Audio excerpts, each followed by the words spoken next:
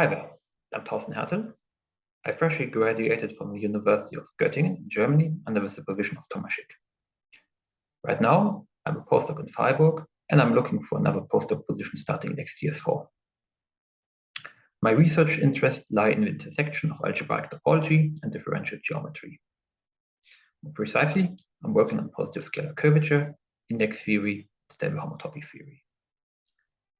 In this video, I will talk about my PhD project on positive scalar curvature and the side project I worked on stable homotopy theory. But let me start with the first one.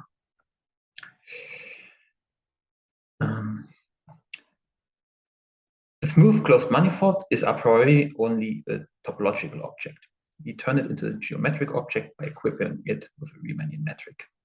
The scalar curvature of this Riemannian manifold is a differential geometric quantity that measures how much this Riemannian manifold deviates from being flat by comparing the volume of geodesic boards to volume of boards in flat Euclidean space. This Taylor series expansion here makes this more quantitative. The scalar curvature is the coefficient in front of the second order term of this Taylor series expansion, at least up to a constant that only depends on dimension.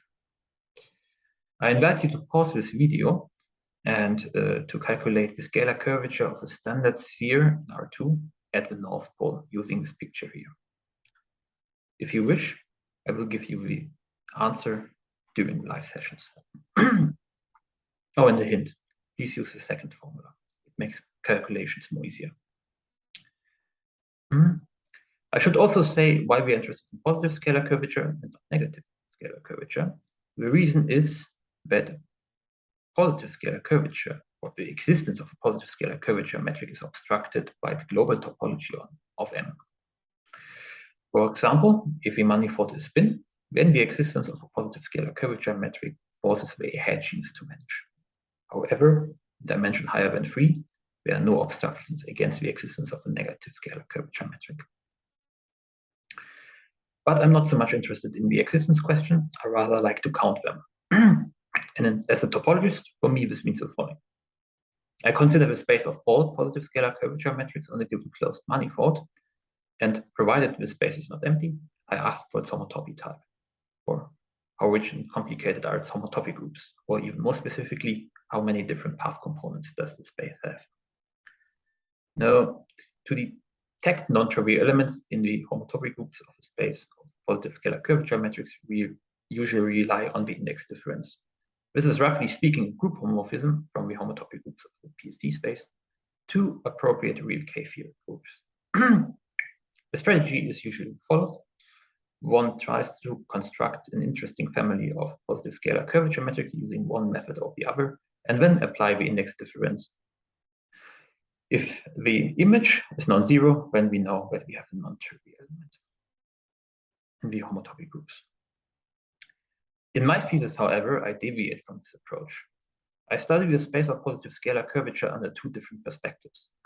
One, under the perspective of isotopy and under the perspective of concordance. Now, being isotopic for two Riemannian metric means essentially that they lie in the same path component. So this is the classical notion of homotopy. However, being concordant means that the two Riemannian metrics can be joined by a positive scalar curvature metric on the cylinder. Here, I visualize these two concepts and note in particular that being isotopic implies being concordant. The main result of my thesis is the following homotopy commutative diagram.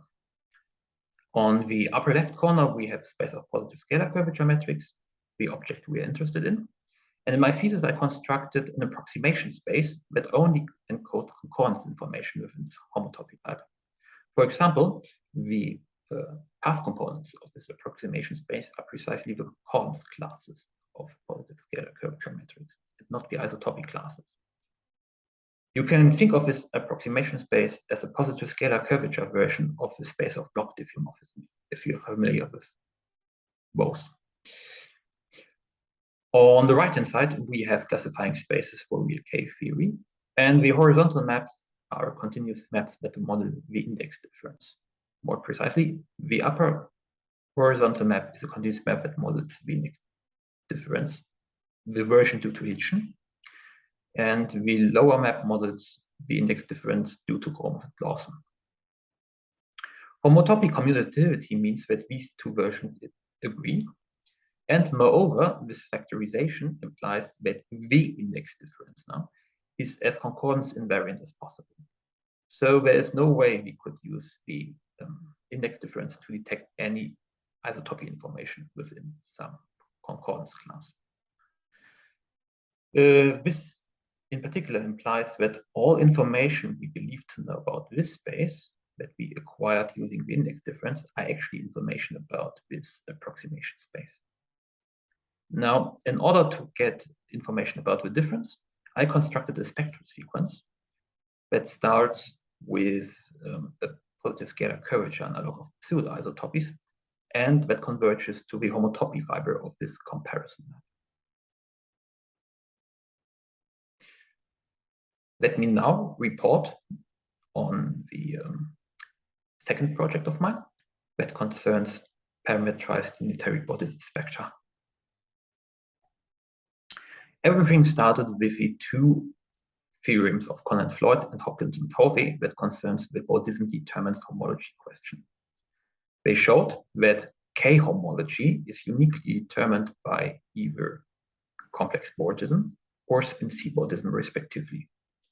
Note that these theorems are not trivial because the coefficients of complex K theory is not a flat module over the coefficients of complex bordism and spin C bordism. So it's not clear that the left-hand side is a homology theory at all. But it is, and we have this isomorphism.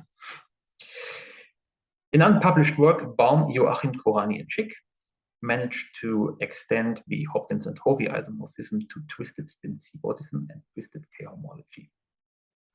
At least if a twist comes from the class in third integral cohomology. We're interested in both kinds of twists because such twisted K-homology groups are related to D-brane homology, which is particularly interesting for theoretical physicists. There are many ways to define twisted homology theories. The most suitable approach for me is the approach of Ando, Bloomberg, Gebner, Hopkins, and Reschke, who defined it using continuous maps into classifying spaces of units of spectra, of ring spectra. Here in this triangle, the maps zeta, alpha, and psi arise from constructions. They are fixed. The degree of freedom we have are precisely continuous maps from X to KZ3. Now, this result of Baum, Joachim, Korani, and Schick on the twisted Hopkins-Hovey isomorphism naturally leads to a question if there is also a twisted Conant-Floyd isomorphism.